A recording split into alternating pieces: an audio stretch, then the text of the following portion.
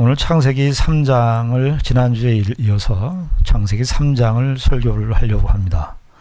창세기 3장은 성경에서 매우 중요한 장입니다.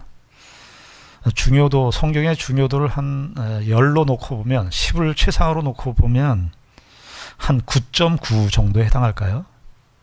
창세기 3장이 그렇게 중요한 중요도를 갖고 있는 그런 장이라고 할 수 있습니다. 예수님의 십자가와 부활 사건이 한 10 정도 된다면 창세기 3장은 한 9.8, 9.9 정도 되는 중요한 장입니다. 오늘은 설교를 조금 이렇게 뒷부분으로 거슬러 올라가면서 설교를 하려고 합니다. 일단 맨 뒷부분이 뭡니까? 우리 19절 말씀해 보니까 이게 아담이 범죄한 이후에 하나님께서 이제 아담에게 심판하시는 그런 내용인데요. 이게 이제 뱀에게 하나님께서 심판하시는 것이 14절, 16절이고 하와에게 이제 하나님께서 심판하시는 명령이 16절이고 17절부터 19절까지가 아담에게 하나님께서 명령하시는 심판하시는 그런 내용인데 뱀, 여자, 하와 그리고 아담인데 내용의 상당 부분은 아담에게 다 집중되어 있습니다. 여러분 우리가 부부로 사는데 성경은 남자가 가정의 책임자라고 말합니다. 창조 이전, 타락 이전도 그렇고 타락 이후도 그렇습니다. 하나님께서 처음에 선악과를 따먹지 말라는 명령을 누구에게 하셨죠?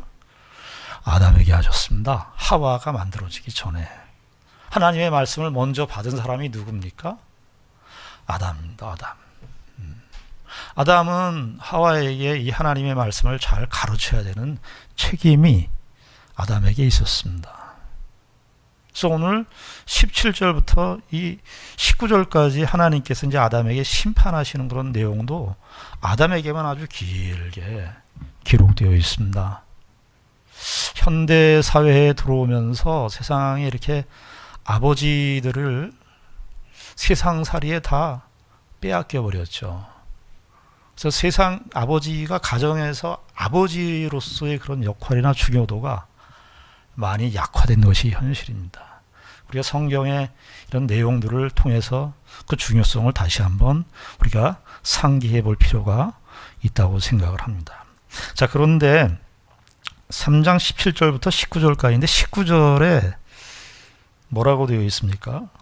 내가 흙으로 돌아갈 때까지 얼굴에 땀을 흘려야 먹을 것을 먹으리니 내가 그것에서 취함을 입었음이라 너는 흙이니 흙으로 돌아갈 것이니라 하시니라. 하나님께서 아담에게 제일 마지막에 하신 그 심판의 말씀이 뭐였냐? 흙으로 돌아간다 하는 것이었습니다.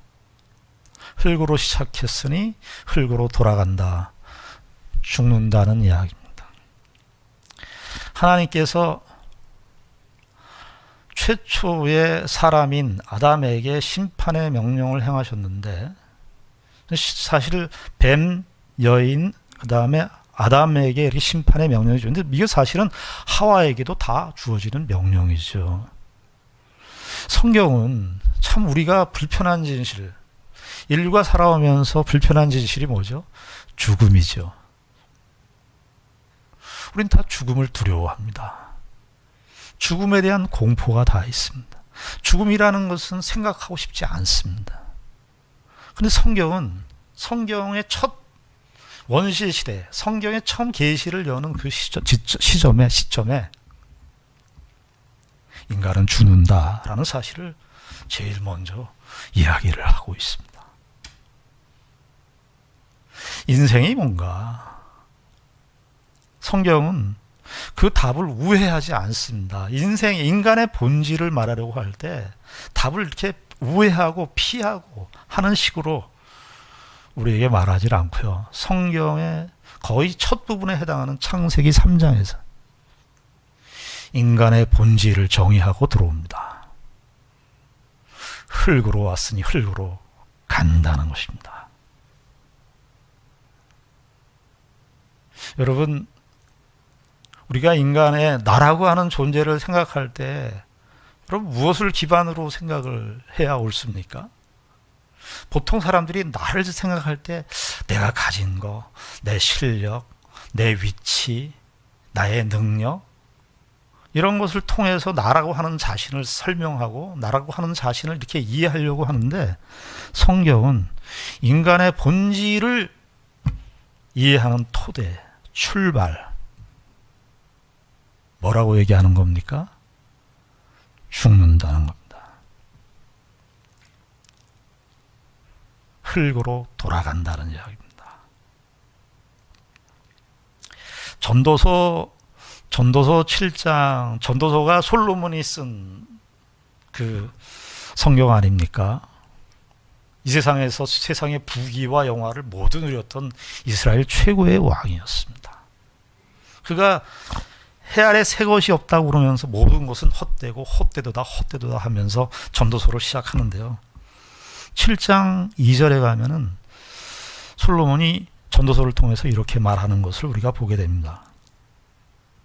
초상집에 가는 것이 잔치집에 가는 것보다 나으니 모든 사람의 끝이 이와 같이 됨이라. 산자는 우리가 산자는 한글 성경에 산자는 이렇게 되어 있지만 직접적으로 번역하면은 살아있는 모든 아담들은 이런 뜻입니다. 살아있는 모든 사람들은 항상 이것을 마음에 두어야 하느니라. 인생의 본질, 인간의 본질. 창세기는 아담의 타락 이후의 인류를 이야기할 때 맨 마지막에 사실은 결론을 이야기하는 거예요. 어떤 면에서? 우리는 죽는다는 것입니다. 이 사실이 제일 먼저 성경에서 치고 들어오는 거예요. 우리에게. 그 정신 분석학의 그 아버지로 불리는 그 독일의 프로이트라고 하는 그런 정신 분석학자가 있습니다. 철학자들은 적어도 죽음을 다 의식을 하고 철학을 합니다. 그래서 이 철학자는 이 프로이드라고 하는 사람은 그의 나이가 언제 죽음을 의식했냐 하니까 3살 때 죽음을 의식했다는 거예요. 어떻게 의식을 했냐 그랬더니 이 창세기 3장 어머님이 다 그 기독교인이니까 어머님에게 그렇대. 창세기 3장 19절에 있는 이 말씀 자기는 이해가 안 된다. 프로이드가 똑똑한 사람이죠. 어렸을 때부터 그게 성경 말씀을 보고 의문을 가지니까 이 흙으로 돌아간다는 게 난 사람이 흙이라는 사실이 나는 받아들여지지 않습니다. 어머니에게 질문을 했답니다. 근데 이 프로이드의 어머니께서 야 저기 가서 밀가루를 가져와라. 하얀 밀가루를 가져왔습니다.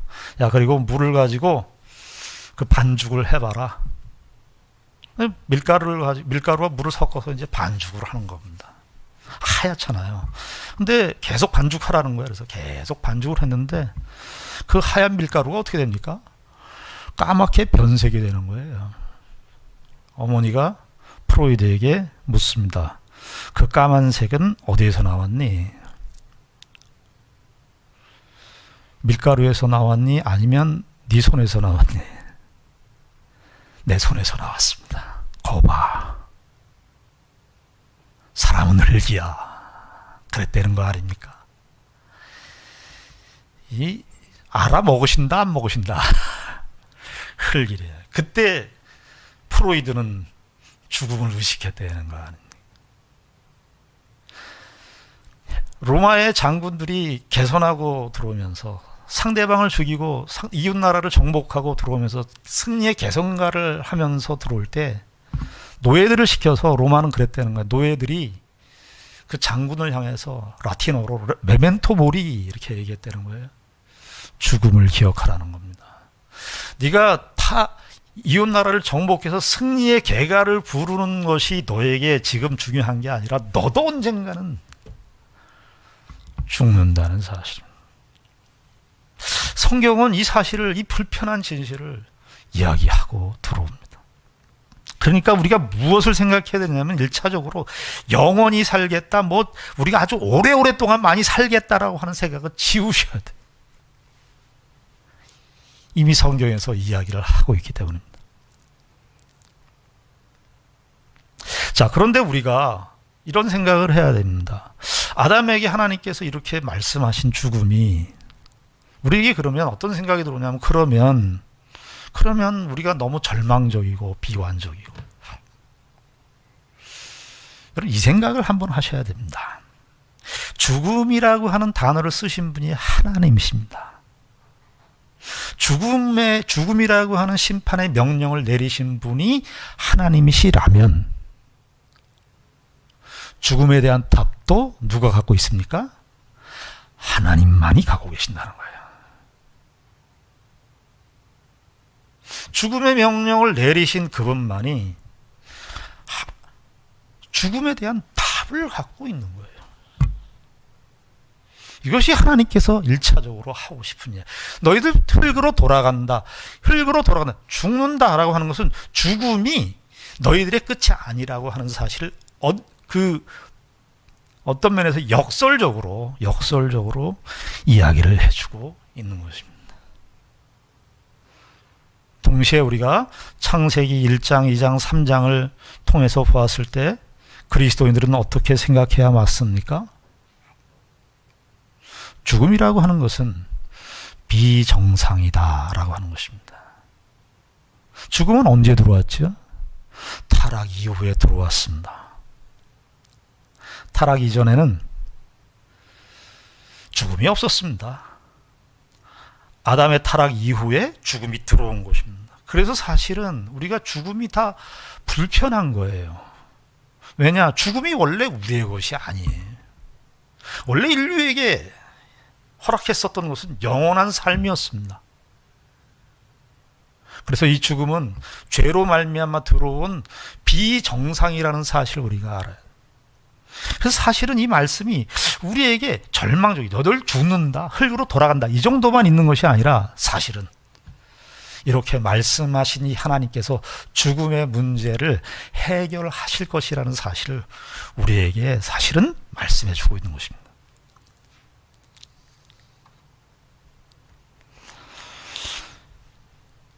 (16절) 보시면은 조금씩 그렇게 간단하게 제가 언급을 하고 다시 결론을 또 말씀드리겠습니다. 16절에 여자에게 이제 하나님께서 명령하시는, 심판하시는 내용인데, 또 여자에게 이르시되 내가 네게 임신하는 고통을 크게 더하리니 내가 수고하고 자식을 낳을 것이며 너는 남편을 원하고 남편은 너를 다스릴 것이니라 하시고, 이렇게 되어 있어요. 이 여자에게 이제 임하는 그런 고통을 이야기하는데, 내가 임신하는 고통을 크게 더하고 내가 수고하고 자식을 낳을 것이다, 이렇게 되어 있지만 사실은 여기 고통을 더한다 이 말은 임신과 출산의 고통만을 이야기하는 것이 아니고, 더한다라는 이 표현 속에는 평생을 고통할 거라는 거예요. 자식을 낳고 자식을 기르면서. 근데 이게 꼭 하와에게만 해당되는 내용은 아니에요. 아담에게도 해당되는 내용이에요. 아담에게는 아까 제가 이렇게 넘어갔습니다만, 땀을 흘리면서, 이 땅에서 땀을 흘리면서 노동하고 수고해서 일을 하지만 엉겅퀴를 낼 수밖에 없고 가시나무와 엉겅퀴를 열매로 받을 수밖에 없는 그런 상황임을 아담에게도 얘기하는데, 아담만 이 일을 하는 것은 아니죠. 하와도 역시 그 생존의 현장 속에 같이 있는 것이고, 자식을 키울 때도 물론 엄마만큼 남편이, 아내만큼 남편이 자식을 키우는 것에 대한 그 동질감이라 할까요? 공감이라고 할까요? 이런 것들은 부족합니다. 그러나 남편도 역시 자식을 키우는 데 있어서 일조를 하게 돼 있고, 그래서 이게 꼭 하와만, 아담만 이렇게 분리되는 것은 아니고요. 모두에게 다 해당하는 명령이에요. 근데 여기 16절을 보시면은 남편을 원하고 남편은 너를 다스릴 것이니라. 이게 심판의 맥락 속에서 주어졌어요. 이게 무슨 말이냐 하면은 아내는 이런 거예요. 표현은 다르지만 이런 맥락입니다. 아내는 남편을 자기 마음대로 하고 싶어 하고, 남편도 아내를 자기 마음대로 하고 싶어 한다는 뜻입니다. 이게 아내와 남편의 관계성 속에서 일어나는 심판의 양상이라는 것입니다. 여러분, 이것이 남편과 아내의 관계로 이렇게 되어 있습니다만은 폭을 넓혀서 모든 이웃과의 관계에서 적용되는 것입니다. 우리가 사람을 생각할 때 어떻게 생각하죠? 저 사람이 왜 내 생각을 안 따라줘? 다 그런 거 아니겠어요? 저 사람은 왜 내 생각을 안 따라주지? 내가 좋아하는 걸 왜 저 사람은 싫어하지? 이거 아닙니까? 그것이 가장 현실적으로 일어나는 장이 부부죠. 아내는 남편을 자꾸 내 마음대로 하고 싶은 것이 아내의 마음이에요. 남편도 아내를 내 마음대로 하고 싶은 것이 남편의 마음이에요. 그 이야기를 하고 있는 거예요. 그래서 다 갈등이에요. 여러분들 최근에 그 소식 들으셨습니까? 소하고 사자하고 결혼했다가 이혼한 얘기 들으셨어요? 못 보셨나 보네. 소하고 사자하고 결혼을 했대요. 결혼을 했는데 아마 소가 아내고 사자가 남편이었겠죠.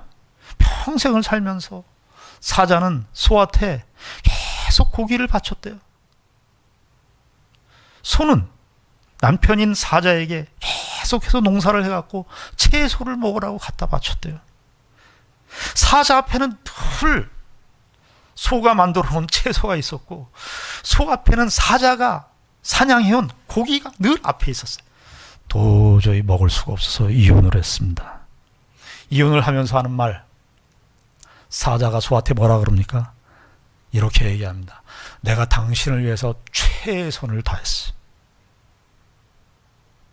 내가 최선을 다해서 사냥을 해갖고 고기를 갖다 바쳤어. 소는 나는 당신을 위해서 내가 최선을 다해서 내가 농사를 지어서 채소를 갖다 바쳤어. 난 최선을 다했다는 거죠. 무슨 말입니까? 서로 각자가 자기 좋은 곳으로 최선을 다했다는 거죠. 내가 해줬는데, 내가 채소를 갖다 주고 내가 고기를 갖다 줬는데 당신이 안 먹었어. 그리고 뭐라 그래요? 최선을 다했대요. 사람들은 다 이거 가지고 싸우는 것 같아. 내가 좋아하는 지도자 왜 저 사람은 안 좋아해? 다 이거 아니에요?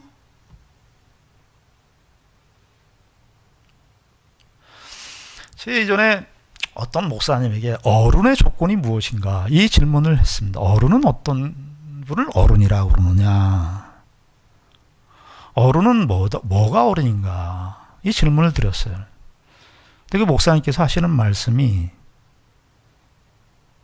이렇게 말씀하셨습니다. 어른이란 각자의 이해관계, 각자의 신념, 각자의 모든 다른 그런 배경들, 이런 것들을 한데 묶어낼 수 있는 사람이 어른이라는, 참 의미심장하다고 생각했습니다. 어른이란 무엇이냐? 신앙이란 무엇이냐? 서로의 다른 길로 가는 것, 내가 좋아하는 것 상대방에게 강요하는 것이 아니라 서로의 다름을 존중해 그걸 하나로 묶는 거예요. 그것이 어른이라는 거예요.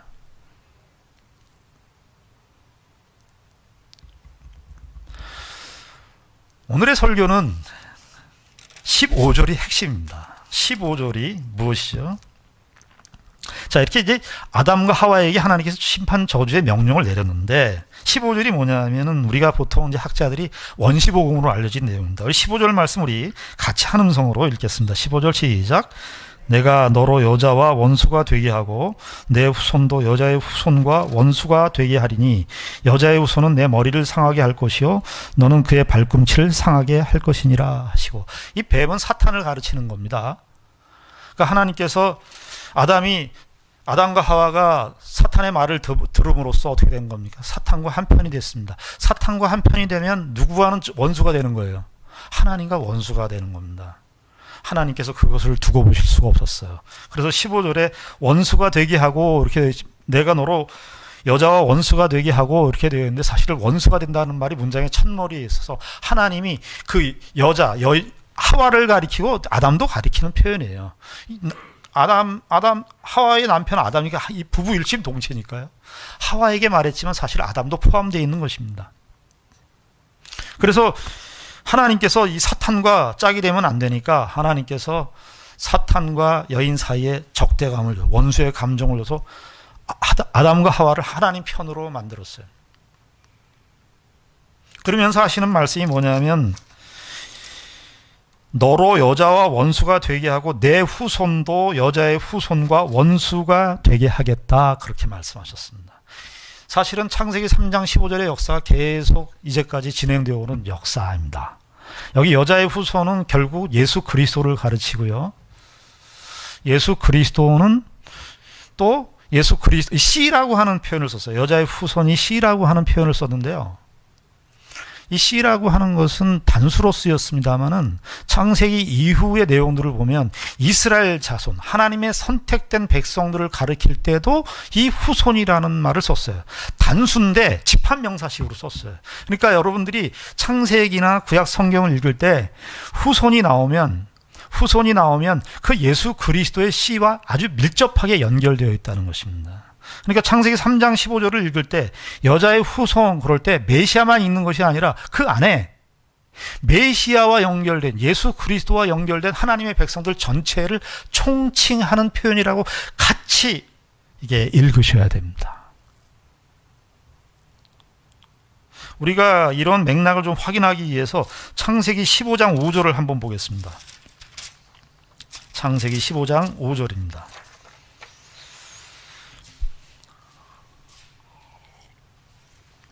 창세기 15장 5절, 이제 아브라함에게 약속하시는 그 후손에 관한 그런 표현인데요. 15장 5절 제가 읽겠습니다. 그를 이끌고 밖으로 나가 이르시되 하늘을 우러러 무뼈를 셀 수 있나 보라. 또 그에게 이르시되 내 자손이 이와 같으리라. 무뼈를 셀 수 있나 보라 하면서 무뼈이 내 자손이라 그러는 게, 이게 단수로 썼거든요. 단수인데 뭐예요? 복수죠. 무뼈이니까. 그러니까 하나님께서 사실은 아브라함과 이삭과 야곱을 통해서 이 여인의 후손이 단수로 메시아를 보내시겠다고 하는 그 약속도 있지만, 그 약속과 함께 하나님의 백성들의 약속도 같이 주어지고 있는 것입니다. 그러니까 구약 성경에서요, 하나님께서 사실은 이 심판과 저주의 맥락인데, 사실은 창세기 3장 15절의 이 말씀이 우리를 구원하시는 하나님의 구원의 약속을 거기에서 보여주고 있는 거예요. 그러니까 예수 그리스도 메시아라고 하는 씨를 보내겠다고 하는 그 약속 속에 항상 무엇을 같이 곁들여야 되냐면, 우리도 다 같이 연결되어 있는 거예요. 그래서 그걸 신약 성경에 보면 에베소서에서 바울 사도가 에베소 1장에서 그렇게 얘기를 해요. 창세전에 예수 그리스도 안에서 우리를 택했다, 그렇게 얘기를 합니다. 그러니까 예수 그리스도께서 우리를 위하여 구원하시는 메시아인 것이 확실한데, 그 메시아를 통해서 우리가 하나님 나라의 백성들도 선택되었다고 하는 이 사실이 창세전에 이미 같이 연결되어 있다는 거예요. 예수 그리스도와 우리가 연합되어 있다 라고 하는 사실을 바울 사도가 더 발전시켜서 구약 성경에 있는 말씀들을 다 통해서, 구약 성경에 이 씨라고 하는 말, 이 말이 285번 등장하는데요, 예수 그리스도를 가르치는 표현일 때도 있고, 예수 그리스도와 관계된 이스라엘 후손들을 가르칠 때, 하나님의 백성, 하나님의 언약의 자손들을 이야기할 때도 이 후손을 썼어요. 선지서에서도 이 부분이 많이 나옵니다. 이사야서 한번 66장을 한번 가보시겠습니다. 이사야서는 구약 성경의 복음서로, 구약 성경의 로마서로 알려지고 있는 그런 성경인데, 이사야 66장 22절 뒷부분, 맨 끝 뒷부분 가보겠습니다. 구약 성경 1049페이지입니다. 1049페이지. 이사야 66장 22절입니다. 같이 한음성으로 읽겠습니다. 시작.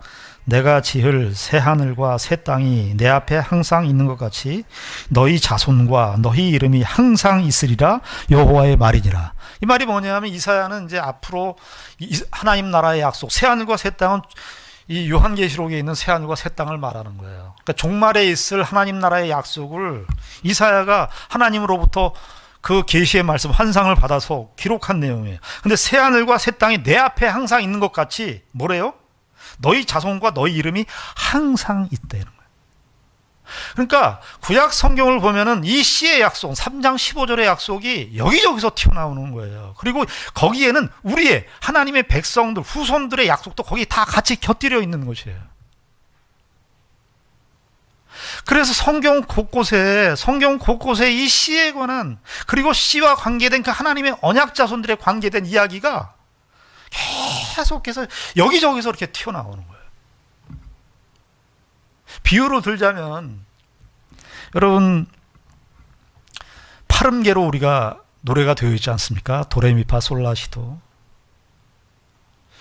저는 성경을 읽을 때 구약성경 창세기 3장 15절서부터 예수 그리스도의 이 십자가 사건까지를 이렇게 보면, 우리가 구약을 통해서 이렇게 신약까지 가잖아요. 시대로 보면. 그럼 파름계로 얘기하면 도레미파 솔라시도, 끝에 도는 예수님의 십자가고 처음 도는 창세기 3장 15절이라고 보고요. 도레미파 솔라시도, 이렇게 해서 성경을 우리가 읽어나가기도 하지만 도시라솔파미레 도로 읽을 수도 있잖아요. 뒤로 역순으로 해서 신약에서 구약으로 거슬러 올라가는 방식으로도 읽을 수 있어요. 저는 이 두 가지 노래만 있는 줄 알았어요. 아니더라고요. 시에 대한 내용들을 다 찾아보니까 구약 성경에 여기저기에서 다 나와요. 이사야, 예레미야, 다니엘서에서도 나오더라고요. 다니엘서도 이스라엘 자손이라고 할 때 그 시라는 말, 제라라는 말을 썼어요. 그러니까 여기저기에서 바벨론의 포로로 잡혀갈 때, 이스라엘 백성들이 아수르에게 포로로 잡혀갈 때, 그럴 때도 하나님의 이 언약의 약속이, 시의 약속이 계속해서 나오는 거예요. 그러니까 어떤 생각이 들었냐면, 저는 성경을 읽을 때 도레미파 솔라시도, 도시라 솔파미레도 이 두 개의 노래밖에 없는 줄 알았는데 베레벨 노래가 다 나오는 거예요. 음악이라고 하는 게 도레미파 솔라시도, 도시라 솔파미레도 이 파름계 안에서 다 나오는 거 아니에요. 저는 초등학교 3학년 때 천군과 백군이 싸우면 이 노래를 선생님이, 음악 선생님이 정소자 선생님이셨는데 그 파름계를 통해서 외우는 걸 아직도 제가 기억하고 있어요. 도도도도 시라솔 미솔미 렐레미 파미레 미라솔 도도도도 시라솔 미솔미 레도 시라솔 파미레 도도도도 미솔미 렐레미 파레.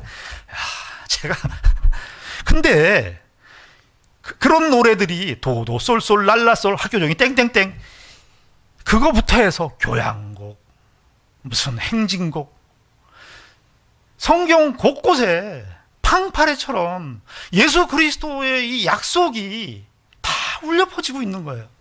근데 어떤 정황이에요? 이스라엘 백성들이 죄악 가운데 있었는데 그때도 선지자를 통해서 심판의 문맥 속에서도 이 시의 약속은 거기에 등장하고. 여러분, 마태복음이 어떻게 시작이 되죠? 우리 마태복음 처음 시작이 아브라함과 다윗의 자손 아들이라는 말을 썼지만 사실은 씨라고 하는 말과 같은 말이에요. 아브라함과 다윗의 자손 예수 그리스도의 세계라. 여러분, 구약 성경의 큰 언약사를 읽을 때 이 아담 언약이 있어요. 아담과 맺은 언약. 그 다음에 누구와 맺은 언약이 있어요? 아브라함 언약이 있어요. 그 다음에 모세와 맺은 언약이 있어요.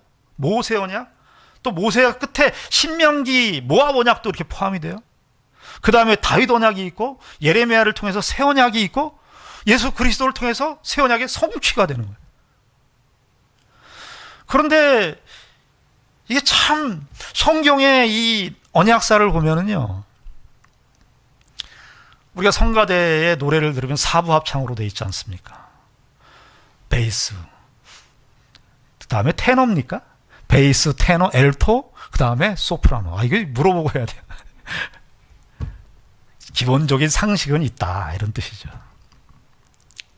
우린 보통 4부 합창을 부르면 베이스는 베이스 부분에서만, 테너는 테너 부분에서만, 엘토는 엘토, 소프라노는 소프라노 부분에서만 노래를 부르게 돼 있는 법이에요. 마지막에 뭐 핸델의 메시아처럼 마지막에 4부 합창을 할 때 다 하지만, 베이스가, 글쎄요, 제 곡 중에 베이스가 계속 곡을 끝까지 하는 거는 아직은 발견하지 못한 것 같아요. 테너가 뭐 쭉 나오고 끝까지 곡을 이어가는 건 없는 것 같아요. 성경의 언약사는요, 이 창세기 3장 15절에 이 하나님께서 약속하신 이 복음의 내용은 도가 말이죠, 계속해서 흘러가요. 도, 베이스로 도, 베이스 도가 쭉, 도. 그 다음에 아브라함 언약이 있죠. 아브라함과 맺은 창세기 15장에 아브라함과 언약을 맺으시는데, 아브라함 거기 레. 그 다음에 모압 언약이는 모압 언약 미. 그 도레미파 솔라시도가, 우리가 도레미파 솔라시도, 도레미파 솔라시도 도하고 끝나는 게 아니라 도, 레, 미, 파, 솔, 라, 시, 도가. 근데 어떤 정황이냐 하면, 우리가 사는 이 세상에 이스라엘 백성이라고 하는 그 이스라엘 백성들 속속이고 하나님을 떠나고 우상을 섬기고, 그래서 심판받고, 그래서 그런 모든 이 이스라엘 배반의 역사 속에서 도, 레, 아브라함과 다윗의 자손, 이 다윗의 자손 예수 그리스도의 세계라 그러면서 마태복음에서 그 노래를 딱 받아버리는 거예요. 그 아브라함과 다윗의 자손 예수 그리스도의 생애라. 로마서에서는 바울이 로마서 복음을 이야기할 때 다윗을 이야기하잖아요. 다윗 성결, 육신의 시 그럴 때 그 똑같은 스페르마로 썼는데 헬라어로 시 그럴 때 이 예수 그리스도를 시라고 받는 거 아니에요? 그래서 성경 곳곳에 예수 그리스도를 보내시겠다고 하는 이 약속이 정말 도레미파 솔라시도, 도시라솔 파미레도만 있는 게 아니라 도도솔솔 랄라솔, 제가 하는 그런 노래, 모든 정황에서 예수 그리스도로 말미암아 모든 것이 극복되어지고 해결되어진다는 사실을 우리에게 알려주고 있는 것입니다. 여기 16절서부터 19절까지 나와 있는 저주의 명령이, 심판의 명령이 다 예수 그리스도로 말미암아 해소될 것입니다. 어떻게 해소가 되죠? 창세기 3장 다시 가보시겠습니다. 창세기 3장 어떻게 해소가 됩니까? 여기 18절에 보면은 땅이 내게, 이게 아담에게 이제 하는 명령인데, 심판 명령, 땅이 내게 가시덤불과 엉겅퀴를 낼 것이니라. 내가 먹을 것은 밭의 채소. 땅이 엉겅퀴와 가시를 낼 것이. 우리도 이 조건 속에 살아요. 이 심판의 맥락 속에 우리가 다 살아요. 우리가 열심히 일하고 땀을 흘려야 되고 자식 키우는데 고통이 있고 부부 사이에 갈등이 있어요. 가시와 엉겅퀴는 생존의 현실 속에서만 있는 게 아니라 인간관계의 모든 현장 속에서 가시와 엉겅퀴는 부부의 관계 속에서, 자식 관계에 다 가시와 엉겅퀴가 다 있어요. 그 조건 속에 살아요. 그러나 예수 그리스도, 이 약속의 자손, 여인의 후손으로 오시는 그 예수 그리스도의 약속을 미리 여기서 말씀하심으로써 예수 그리스도를 통해서만이 가시와 엉겅퀴를 내는 이 질서 속에서, 가시와 엉겅퀴로 열매 맺을 수밖에 없는 이 세상의 조건 속에서 의의 열매, 평강의 열매, 하나님이 주신 축복의 열매를, 예수 그리스도를 보내시겠다는 이 약속을 의지해서 드디어 우리의 삶 속에서 가시와 엉겅퀴를 대체하는 하나님의 영광의 열매, 하나님의 축복의 열매, 의의 열매를 맺을 수 있다고 말하는 것입니다. 여러분, 창세기에 보면 가인과 첫 살인이 뭐죠? 가인이 아벨을 죽입니다. 왜 그렇죠? 엉겅퀴예요, 엉겅퀴. 가인이 아벨을 죽임으로써 엉겅퀴 노릇을 한 거예요. 인간관계 속에서 가시와 엉겅퀴가 다 있어가지고 서로 찔러요. 그래서 어떤 사람은 사람들 사는 사회가 고슴도치 사회라 그래요. 고슴도치. 가까이 갈수록 찔려. 고슴도치끼리 친하게 지내고 싶은데 찔러. 가까이 가는데 찔려서 상처가 더 나요. 고슴도치 사회. 그래서 현대의 사회는 고독한 사회, 소외된 사회가 됐어요. 예수 그리스도를 믿는 신자들만이 이것을 깨는 거예요. 어떻게 깨죠? 여러분, 창세기 37장에 보면 어떻게 됩니까? 요셉의 스토리가 나오지 않습니까? 요셉의 형제들이 요셉에게 어떻게 했죠? 가시를 찔렀어요. 요셉을 죽이려고 했어요. 미디안 장사꾼에 팔았어요. 가시와 엉겅퀴로 요셉을 공격했습니다. 요셉이 어떻게 그 가시와 엉겅퀴를 대했나요? 요셉이 형제들을 다 용서했습니다. 저와 여러분들이 사는 현실은 창세기 3장의 현실을 그대로 살고 있습니다. 이 세상은 죽음을 싫어하고 이 세상이 다라고 생각하는 그 조건 속에서 살고 있습니다. 사람들은 다 생존하기 위해서 살고, 인간관계, 자기의 생식과 자기의 그 생존의 확대를 위해서 다 삽니다. 그러나 언제나 생존의 확대는 사망의 확대도 같이 따라오게 돼 있는 법이에요.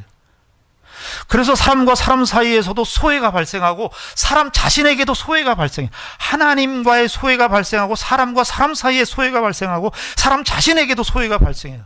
그래서 현대인들처럼 정신병이 이렇게 깊이 들어온 적이 없어요. 신경불안, 공포, 초조, 다 자신과 자신에 대해서 소외된 현상들이 나타나는 거예요. 누구만이, 여인의 후손들만이 이것을 극복할 수 있다는 거예요. 이 세상은 우리에게 끊임없이 가시와 엉겅퀴를 낼 것이지만, 여인의 후손, 예수 그리스도를 믿는 신자들을 통해서 하나님께서 이 여인의 후손의 약속을 이스라엘 백성들이 끊임없이 범죄하는 그 범죄의 현실 속에서 이 예수 그리스도의 역사를 드러냈듯이, 우리도 똑같이 이 세상 속에서 가시와 엉겅퀴를 내고 심판으로 얼룩진 죽음으로 흘러가는 이 세상 속에서 유일하게 예수 그리스도를 믿는 참된 생명과 참된 은혜와 예수 그리스도로 말미암는 여인의 후손으로 많이 줄 수 있는 축복을 저와 여러분들에게 허락하신 것입니다. 오늘 이 창세기 3장에 있는 이 내용은 저와 여러분들이 오늘의 현실 속에서 너무나 우리에게 주어진 숙제고 사명이고, 하나님의 백성들의 거룩하고 영광된 책임이며 특권인 것입니다. 기도하겠습니다. 하나님 아버지, 은혜를 감사합니다. 우리가 이 하나님의 약속을 의지하여 예수 그리스도의 믿음으로, 예수 그리스도를 믿는 믿음으로 살게 되었습니다. 아버지 하나님, 이 세상은 끊임없이 가시와 엉겅퀴를 내고 만인이 만인에 대한 투쟁으로 고집스럽고 자기 생각만을 강요하는 그 세상 속에서 우리가 살고 있습니다. 아버지 하나님, 하나도 틀리지 않는 창세기 3장의 말씀입니다. 예수 그리스도를 믿고 참된 생명에 도달한 자들만이 우리가 이 심판과 저주의 맥락 속에서 예수 그리스도의 생명과 의와 영광스러운 축복을 나타내는 증인으로 부름을 받은 저희들입니다.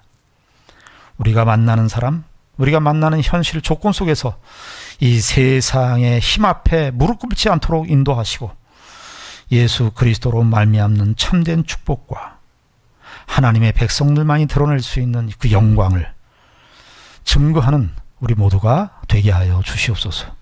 예수님 이름으로 기도드리옵나이다. 아멘.